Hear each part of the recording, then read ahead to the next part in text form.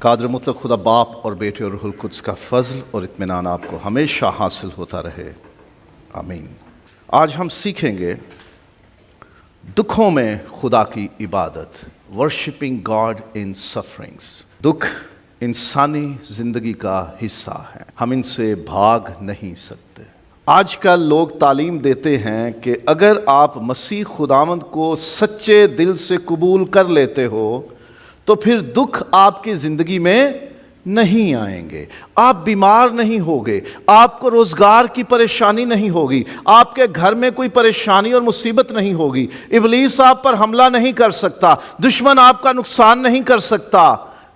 اگر آپ کی زندگی میں تکلیف ہے، دکھ ہے، مصیبت ہے، تنگی ہے، غریبی ہے، بیماری ہے، روگ ہے، کوئی بھی پریشانی ہے، تو اس کا مطلب یہ ہے کہ آپ سچے ایماندار نہیں ہو۔ یہ آج کل کئی لوگ تعلیم دیتے ہیں جو کہ کلام مقدس کے مطابق درست نہیں ہے۔ ایسی تعلیم دینے والوں سے پرہیز کریں، انہیں پہچان لیا کریں۔ ایسی تعلیم کتاب مقدس کی تعلیم نہیں ہے۔ بائبل بتاتی ہے کہ انسان جو عورت سے پیدا ہوتا ہے تھوڑے دنوں کا ہے اور دکھ سے بھرا ہے۔ ہم دکھوں سے نہ انکار کر سکتے ہیں نہ بھاگ سکتے ہیں، یہ انسانی زندگی کا حصہ ہے۔ دکھ کئی طرح کے ہیں، جیسے گھر میں کوئی مصیبت آ جائے تو اس کا دکھ، بیماری کی وجہ سے ہم دکھ سے گزرتے ہیں، کوئی شیطان ہمارے اوپر شکنجے ڈال دیتا ہے، حملے کر دیتا ہے تو اس سے دکھ ملتا ہے، کوئی اپنے رشتہ دار ہمارا جان بوجھ کے نقصان کر دیتے ہیں تو پھر اس کا دکھ ہوتا ہے۔ کئی دکھ ہم نے خود بنائے ہوتے ہیں اپنی مرضی سے، کسی کو اچھا ہنستا بستا پھلتا پھولتا دیکھ کے دکھ ہمیں ہو جاتا ہے، وہ کیوں ایسا ہے؟ اور پھر کئی دکھ ہیں جو غیر ہمیں دیتے ہیں، ہمارے اوپر الزام لگاتے ہیں، ہمارے اوپر ہجوم بن کے چڑھ دوڑتے ہیں، حملہ آور ہو جاتے ہیں، مارتے ہیں، جلاتے ہیں، زندگیاں لے لیتے ہیں۔ ہمارا کوئی عزیز ہم سے بچھڑ جائے تو پھر اس کا دکھ۔ دکھ کئی طرح کے ہیں۔ مسیحیوں کو بھی دکھوں کا سامنا تھا، ہے اور رہے گا۔ خداوند یسوع مسیح نے بتا دیا تھا کہ لوگ تمہیں ستائیں گے، تمہیں دکھ دیں گے، تمہیں تکلیف پہنچائیں گے، تمہیں ناحق ناجائز طور پر ستایا جائے گا، عدالتوں میں بلایا جائے گا، تم پر الزام لگائے جائیں گے، تمہیں ہر طرح کی تکلیف پہنچائی جائے گی، لوگ تمہیں قتل کریں گے۔ ابتدائی کلیسیا دیکھیں، رسولوں کے اعمال، بائبل میں لکھا ہے کہ کلیسیا پر ظلم ہوتا تھا۔ جو پکڑا گیا یا قید میں ڈالو، کوڑے مارو، اسے شیروں کے آگے ڈال دو، اس کی کھال کھینچ لو، اسے آگ میں جلا دو، گرم تیل میں پھینک کے فرائی کر دو اسے۔ مسیحی اس دنیا میں رہتے ہوئے اس زمینی زندگی میں دکھ اٹھاتے رہے ہیں، اٹھا رہے ہیں، اٹھاتے رہیں گے، جب تک خداوند یسوع مسیح بادشاہت کرنے کے لیے اس دنیا میں بادشاہ بن کے نہیں آتا، تب تک مسیحی اس زمینی زندگی میں دکھ اٹھاتے رہیں گے۔ یسوع نے کبھی یہ وعدہ نہیں کیا کہ زندگی تمہارے لیے آسان ہوگی، تم پر غم نہیں آئیں گے، تم پر مصیبتیں نہیں آئیں گی، تم پر تکلیفیں نہیں آئیں گی، یہ نہیں وعدہ کیا یسوع نے۔ یسوع نے یہ کہا ہے کہ میں تمہارے ساتھ ہوں۔ عبادت کے شروع میں ہم نے زبور نمبر 23 گایا، بلکہ خواہ موت کے سائے کی وادی میں سے میرا گزر ہو، میں کسی بلا سے نہیں ڈروں گا کیونکہ تو میرے ساتھ ہے۔ جب خداوند ہمارے ساتھ ہے تو یہ تکلیفیں، یہ دکھ، یہ اذیتیں، یہ تنگیاں، یہ مشکلیں ہمارے لیے کوئی معنی نہیں رکھتی۔ آ جائیں، نو پرابلم، خدا ہمارے ساتھ ہے۔ دکھ حقیقی ہیں، زمینی زندگی میں مسیحیوں کو بھی دکھوں کا سامنا تھا، اب بھی ہے اور رہے گا۔ یہ ختم نہیں ہوں گے جب تک کہ خداوند یسوع ہمیں ان دکھوں سے نہیں چھڑا دیتا۔ دکھوں میں عبادت کرنا نہایت احسن عمل ہے۔ It's an excellent deed. Worshipping God in the sufferings, during sufferings, تکلیفوں، اذیتوں، مصیبتوں، تنگیوں، آزمائشوں اور دکھوں کے بیچ میں بھی خدا کی عبادت کرنا بہترین عمل ہے۔ کئی لوگ ناراض ہو جاتے ہیں، وہ کیسا خدا ہے کہ جو دکھوں میں ہماری مدد نہیں کر رہا؟ وہ کیسا خدا ہے کہ جس نے یہ دکھ ہم پہ آنے دیے، کیوں اس نے روک نہیں لیے؟ اس لیے ہم خدا سے ناراض ہیں، اس لیے خدا سے ناراض ہیں کہ وہ ہماری زندگی میں سب کچھ ٹھیک کیوں نہیں کر رہا۔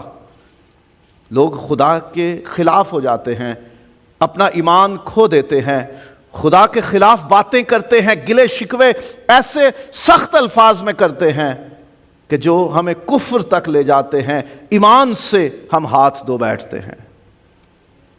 لیکن دکھوں کی حالت میں بھی خدا کی عبادت کرنا، اس کی تمجید کرنا، اس کی پرستش کرنا نہایت احسن یعنی بہترین عمل ہے۔ ایوب سے زیادہ دکھ زمین پر کسی نے بطور باپ یا انسان کیا دیکھے ہوں گے؟ سارا مال اسباب، جانور مویشی ختم، فصلیں ختم، گھر تباہ، اولاد ایک ہی وقت میں مر گئی، 10 اولادیں، اور پھر اپنا بدن بھی پھوڑوں سے بھر گیا، ناسور بن گئے، ایسے زخم ہو گئے کہ جن پر خارش ہوتی تو وہ خارش کرنے کے لیے وہ زمین سے اس نے ایک ٹھیکرا لیا، ایک پتھر کا ٹکڑا لیا اور اس سے خارش کرتا کھجاتا تھا اپنا جسم۔ اتنا دکھ کسی انسان پہ کیا گزرا ہوگا کہ ایک ہی دن میں وہ دنیا کا امیر ترین شخص خالی ہو گیا، اس کا بھرا ہوا گھر خالی ہو گیا، اس کی صحت، اس کا بدن بگڑ گیا۔ تو کیا لکھا ہے اس کے بارے میں؟ یہ سب کچھ جب اس پہ ہوا تب ایوب نے اٹھ کر اپنا پیراہن، اپنی پوشاک چاک کی، ماتم کا اظہار کیا اور سر منڈایا اور زمین پر گر کر سجدہ کیا۔ بڑا آسان تھا اس کے لیے کہنا، اے خدا تو نے میرا سب کچھ لوٹ لیا، تو نے سب کچھ چھین لیا، تو نے سب کچھ میرا برباد کر دیا، اب تو کون اور میں کون؟ تو نے تو میرے ساتھ اچھا نہیں کیا۔ لیکن اس سب کے باوجود وہ زمین پر گر کر خدا کو سجدہ کرتا ہے اور کہتا ہے خداوند نے دیا، خداوند نے لے لیا، خداوند کا نام مبارک ہو۔ سجدے میں پڑھ کے وہ خدا کی تعریف کرتا، اسے مبارک کہتا، اسے سجدہ کرتے ہوئے اس کی تعریف کرتا ہے وہ کہ خدا جو کچھ کرتا ہے ٹھیک کرتا ہے، خدا غلط نہیں ہے، جو کچھ اس نے بہتر جانا اس نے کیا۔ یہ سب کچھ جو میرے پاس تھا، میرے اچھے حالات، یہ خدا نے دیے تھے، یہ رشتے، ناطے، مال، دولت، اسباب، سب کچھ خدا نے دیا تھا، اور اب اگر اس نے واپس لے ہی لیا ہے تو میں کون ہوں شکوے کرنے والا؟ میں کون ہوں اس کے اوپر شکایت کرنے والا، گلہ کرنے والا، خدا کو برا کہنے والا؟ اسی نے دیا، اسی نے لے لیا، اسی کا نام مبارک ہے۔ ہم داؤد کو دیکھتے ہیں، وہ لڑکا جو بتسبا سے پہلے پیدا ہوا، خدا نے کہا یہ مر جائے گا، لڑکا بیمار ہو گیا، خدا نے ارادہ کر لیا تھا اس کو مار دینا۔ داؤد روزے میں ہے، کچھ کھایا پیا نہیں ہے، زمین پر خدا کے حضور گرا ہوا ہے، لیکن جیسے پتا چلا کہ وہ لڑکا مر گیا، اٹھا، کہاں گیا؟ دیکھیے ذرا سموئیل کی دوسری کتاب میں 12واں باب ہے 18ویں آیت سے، اور 7ویں دن وہ لڑکا مر گیا۔ 20ویں آیت میں دیکھیے، داؤد کو پتہ چل چکا ہے، اور 20ویں آیت میں کیا لکھا ہے؟ تب داؤد زمین پر سے اٹھا اور غسل کر کے اس نے تیل لگایا اور پوشاک بدلی اور خداوند کے گھر میں جا کر سجدہ کیا۔ اب بیٹا مر چکا ہے، کسی کے گھر میں بیٹا مر جائے تو اس سے بڑا دکھ کیا ہے؟ ماتم ہوتا ہے نا، بیٹا مر گیا ہے اس کا، لیکن وہ اٹھا، غسل کیا، پوشاک بدلی اور خدا کے گھر میں گیا اور جا کے اسے سجدہ کیا، خدا کے حضور عبادت میں ٹھہرا جا کے۔ اور پطرس کے پہلے خط میں 4 باب، یہ جو مصیبت کی آگ جلی ہے، یہ جو آزمائشیں اور تکلیفیں اور دکھ تمہیں مل رہے ہیں، جب تم پر یہ دکھ آئیں تو خدا کا شکر کرنا، خدا کی تمجید کرنا، خدا کے نام کو مبارک کہنا۔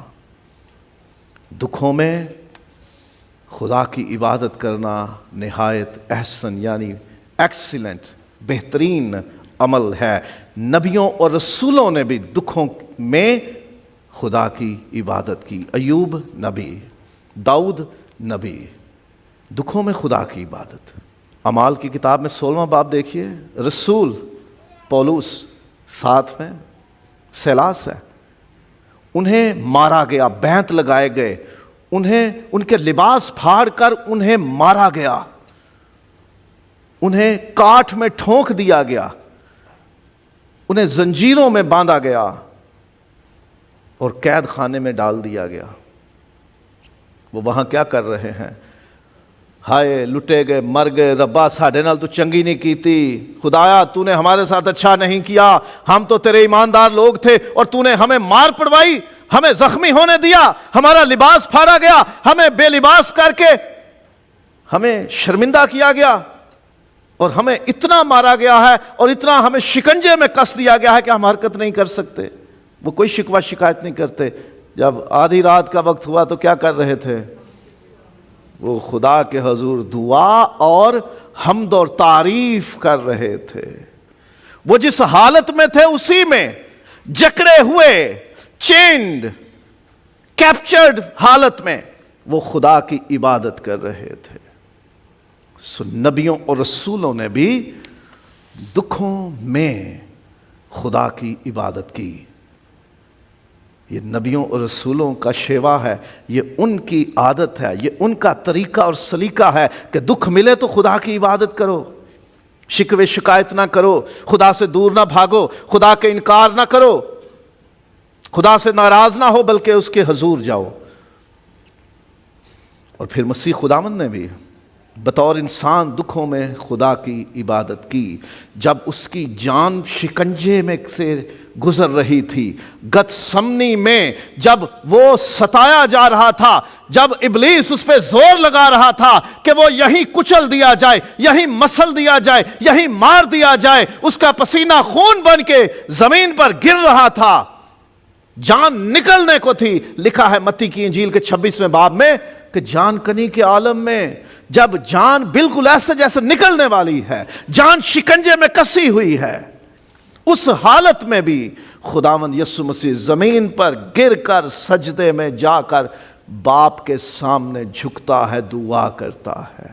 اور عبرانیوں کا خط دیکھیے 5واں باب ہے، اس نے اپنی بشریت کے دنوں میں جب وہ انسان بن کر اس زمین پر آیا، ان دنوں میں زور زور سے پکار کر اور آنسو بہا بہا کر اسی سے دعائیں اور التجائیں کی جو اس کو موت سے بچا سکتا تھا، اور خدا ترسی کے سبب سے اس کی سنی گئی، اور باوجود بیٹا ہونے کے، کیونکہ وہ جسم میں آیا، خدا کا بیٹا ہے وہ، لیکن اب وہ جسم میں ہے، اس کو دکھ سہنا ضرور ہے، تو لکھا ہے باوجود بیٹا ہونے کے اس نے دکھ اٹھا اٹھا کر، کیسے؟ دکھ اٹھا اٹھا کر فرما برداری سیکھی، اور کامل بن کر اپنے سب فرما برداروں کے لیے ابدی نجات کا باعث ہوا، اور اسے خدا کی طرف سے ملک صدق کے طور کے سردار کاہن کا خطاب ملا۔ وہ دکھوں سے گزرا اور دکھوں کی حالت میں وہ باپ سے دعائیں کرتا رہا، اس کے حضور سجدوں میں گرتا رہا اور اپنے باپ کی مرضی کے تابع رہا، تو بھی میری نہیں بلکہ تیری مرضی پوری ہو۔ خداوند یسوع نے دکھوں میں انسان ہوتے ہوئے جب دکھ سہے ہیں تو اس نے بھی دکھوں میں ہوتے ہوئے، دکھوں سے گزرتے ہوئے عبادت کی ہے۔ نمونہ ہے ہمارے لیے کہ نبیوں نے بھی دکھ سہے، رسولوں نے بھی دکھ سہے، ہم بھی سہیں گے۔ ہمیں تیار رہنا چاہیے، مسیح نے بھی دکھ سہے ہیں. اس نے کہا کہ جتنے میرے پیچھے ہونا چاہتے ہیں وہ کیا کریں؟ ہر روز اپنی صلیب اٹھائیں. اور صلیب تو بہت ہلکا پھلکا کام ہے، دکھوں کی راہ ہے. اپنی جان قربان تک کر دینے کے لیے ارادہ ہے اور پیش ہو جانا ہے، دکھوں سے بھاگنا نہیں. مسیح نے ہمیں کہا ہے جو میرے پیچھے ہونا چاہتا ہے وہ ہر روز اپنی صلیب اٹھائے اور میرے پیچھے ہو لے. صلیب اٹھا کے، دکھ اٹھا کے جانا ہے اس کے پیچھے. تو مسیح نے بھی جو کام کیا دکھوں میں، عبادت کی، تو پھر ہمیں بھی عبادت کرنی چاہیے دکھوں میں. شکوہ نہیں کرنا، ناراضگی کا اظہار نہیں کرنا، خدا سے دور نہیں جانا بلکہ خدا کے قریب جانا ہے. دکھوں میں گھرے ایمانداروں کو خدا رد نہیں کرتا. زبور 34 اس کی 18ویں آیت. عبادت کے شروع میں بلاہٹ کے طور پر زبور 34 کی پہلی آیات کی میں نے تلاوت کی. اسی زبور میں 18ویں آیت میں داؤد نے لکھا، خداوند شکستہ دلوں کے نزدیک ہے اور خستہ جانوں کو بچاتا ہے. جو ٹوٹے دل کے ساتھ، دکھی دل کے ساتھ، with the grieved heart and soul، جو خدا کے حضور آتے، اس سے دعا کرتے، اس کی عبادت کرتے ہیں، اس کے حضور جھکتے ہیں، خدا انہیں رد نہیں کرتا. وہ شکستہ جانوں کے نزدیک ہے اور خستہ جانوں کو بچاتا ہے.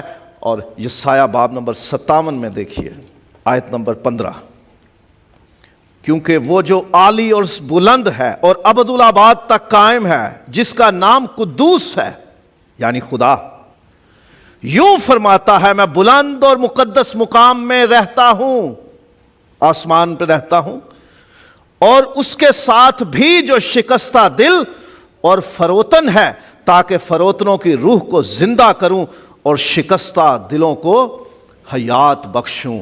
وہ جو بلند مقام پہ رہتا ہے وہ خود کہتا ہے، جو شکستہ دل ہے، جس کا دل ٹوٹ چکا ہے دکھوں سے، اور وہ اپنے آپ کو جھکا کر میرے پاس آتا ہے، میں اس کے ساتھ ہو جاتا ہوں اور اس کو بحال کروں گا. یہ سایہ ہی میں باب نمبر 66 ہے اور اس کی دوسری آیت. کیونکہ یہ سب چیزیں تو میرے ہاتھ نے بنائیں، خداوند فرما رہا ہے یہاں بھی، اور یوں موجود ہوئیں، خداوند فرماتا ہے، لیکن میں اس شخص پر نگاہ کروں گا، اسی پر جو غریب اور شکستہ دل ہے اور میرے کلام سے کانپ جاتا ہے. وہ جس کا دل دکھوں سے ٹوٹا ہوا ہے، who is broken hearted because of the sufferings، میں اس کے ساتھ ہوں، میں اس کو بچاتا ہوں، میں اس پر نگاہ کروں گا. وہ اپنے فریاد کرنے والوں کو فراموش نہیں کرتا. جو دکھ میں ہیں، اگر وہ خدا کی طرف دھیان لگاتے ہیں، خدا کو پکارتے ہیں، تو خدا انہیں کبھی رد نہیں کرتا. ہمیں اپنے حالات کی وجہ سے نہیں بلکہ خدا کی عظمت کی وجہ سے اس کی عبادت کرنی چاہیے. بعض لوگ سوچتے ہیں میں تھکا ہوا ہوں، کیا جانا عبادت میں، 6 دن کام کیا، 7واں دن آرام کا ہے، کیا ضرورت ہے خدا کے گھر جانے کی، 2 منٹ گھر پہ ہی دعا کر لوں گا، کیونکہ میری صحت ٹھیک محسوس نہیں ہو رہی. صحت ٹھیک ہے لیکن مجھے اچھی محسوس نہیں ہو رہی، میرا دل نہیں کر رہا. کسی کو پوچھو آؤ بھائی عبادت کے لیے جائیں، خدا سانو کی دیتا ہے، خدا نے ہمیں کیا دیا ہوا ہے جو ہم اس کے حضور جائیں. بھائی گھر سے فون آیا ہے، بہت پیسوں کی ضرورت ہے، اس لیے مجھے کام پہ جانا، دہاڑی لگانے کی ضرورت ہے.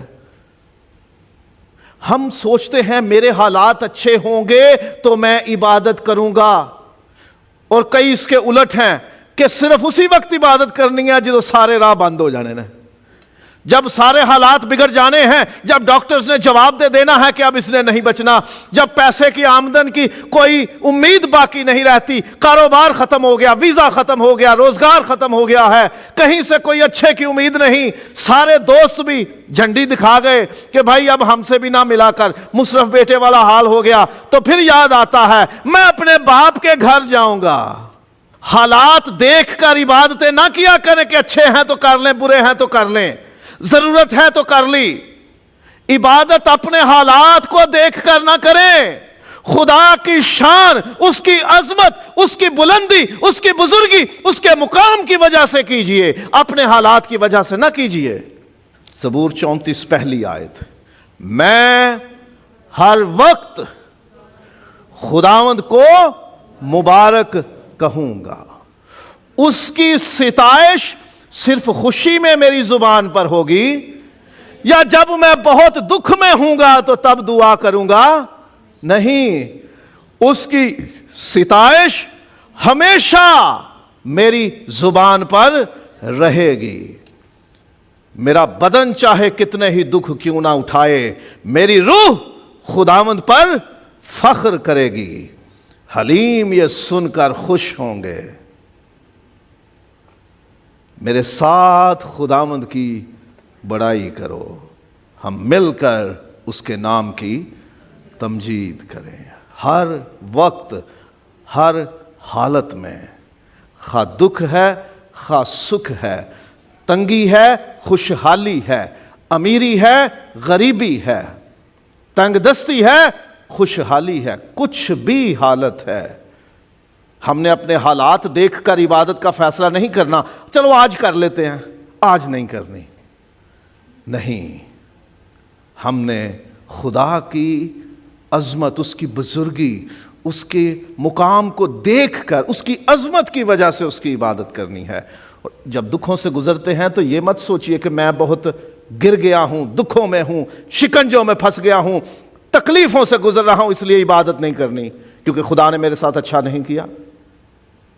نہیں، عبادت خدا نے یہ نہیں کہا کہ جب تو اچھا محسوس کرے کر لینا، کلام یہ نہیں سکھاتا، ہمیں ہر وقت پاکیزگی میں، خدا کے خوف میں رہتے ہوئے خدا کی تمجید اور اس کی ستائش کرنی ہے، اس کو مبارک کہنا ہے۔ ایوب کی بیوی نے کہا خدا کی تکفیر کر، یعنی خدا کا انکار کر دے، کہہ دے کہ خدا برا ہے، خدا نے تیرے ساتھ ظلم کیا ہے، خدا نے تیرے ساتھ برا کیا ہے، خدا پر الزام دھر دے اور مر جا، کیونکہ اس کے بعد تو موت ہے۔ اس نے کہا کیوں نادان عورتوں کی سی باتیں کرتی ہے؟ کیا ہم خدا کے ہاتھ سے سکھ پائیں اور دکھ نہ پائیں؟ ہم اپنے حالات کے مطابق یا ان کی وجہ سے نہیں، خدا کی عظمت کی وجہ سے خدا کی عبادت کریں۔ ہر حالت میں عبادت کرنی ہے، دکھوں سے بھی گزرتے ہیں تو ہم نے عبادت کرنی ہے، اور دکھوں میں بھی خدا پر مکمل اعتماد کرتے ہوئے ہمیں اس کی عبادت کرنی ہے۔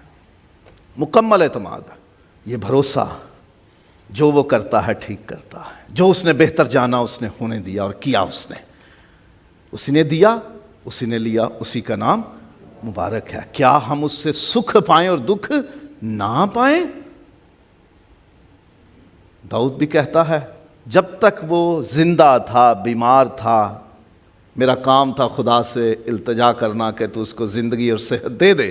اب جب خدا نے فیصلہ کر لیا ہے کہ میں نے بچے کو مار دینا ہے اور اس نے مار دیا ہے، تو اب میں خدا کے فیصلے کے آگے سر جھکاتا ہوں۔ میں نہاؤں گا، لباس پہنوں گا، اس کے گھر جاؤں گا، سجدہ کروں گا، یہ ظاہر کرنے کے لیے کہ جو کچھ تو نے کیا وہ ٹھیک کیا۔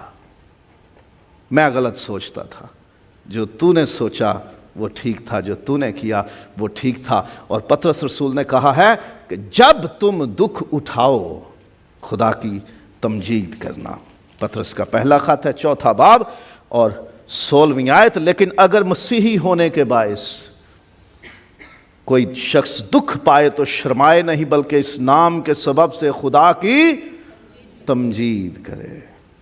شرط یہ ہے کہ مسیحی ہونے کی وجہ سے، اگر اشبیل نے اپنی کمپنی میں سے پیسے یا کوئی چیز چوری کر لی اور وہ پکڑا گیا اور اس پہ کیس ہو گیا اور اس کو جیل ہو جائے اور اس نے کوئی غلط کام کر کے اگر جیل میں سزا پائی ہے تو ہم نہیں کہہ سکتے کہ مسیحی ہونے کی وجہ سے اس کے ساتھ ہوا ہے۔ بائبل کہتی ہے کیا 15ویں آیت، تم میں سے کوئی شخص خونی یا چور یا بدکار یا اوروں کے کام میں دست انداز ہو کر دکھ نہ پائے۔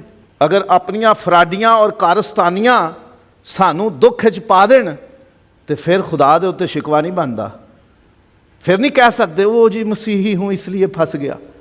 مسیح نے منع کیا ہے چوری کرنے سے، فراڈ کرنے سے، دھوکے دینے سے۔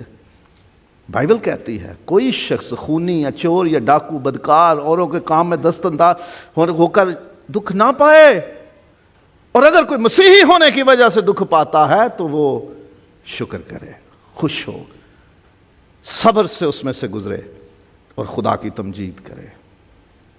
جب رسولوں کو مار پڑی، انہیں کوڑے لگائے گئے، انہیں ستایا گیا، مارا گیا، تو وہ چھوٹ کر نکلے اور کہا خدا تیرا شکر، ہم اس نام کی خاطر بے عزت ہونے کے لائق ٹھہرے۔ خدا اس پر ایمان، مسیحی ایمان اور عقیدے اور زندگی اور مسیح کی وجہ سے اگر ہم دکھ اٹھاتے ہیں تو ہم خدا کا شکر کریں، اس میں خدا کی تمجید کریں۔ کوئی غلط کام کر کے، کوئی کرائم یا جرم کر کے دکھ نہ پائیں، تب کوئی برکت نہیں، خدا کی طرف سے کوئی مدد نہیں ہے۔ ایمان کی وجہ سے اگر دکھ اٹھاتے ہو تو اس میں خداوند ہمارے ساتھ ہے، وہ جو کہتا ہے میں دنیا کے آخر تک ہمیشہ تمہارے ساتھ ہوں، وہ ہمارے لیے دکھ سہ کر آسمان پر گیا ہے اور ہمارے دکھوں میں وہ برابر ہمارے ساتھ شریک ہے۔ تیرے عصا اور تیری لاٹھی سے مجھے تسلی ہے، تو میرے دشمنوں کے روبرو میرے آگے دسترخوان بچھاتا ہے، تو نے میرے سر پر تیل مرا ہے، میرا پیالہ لبریز ہوتا ہے۔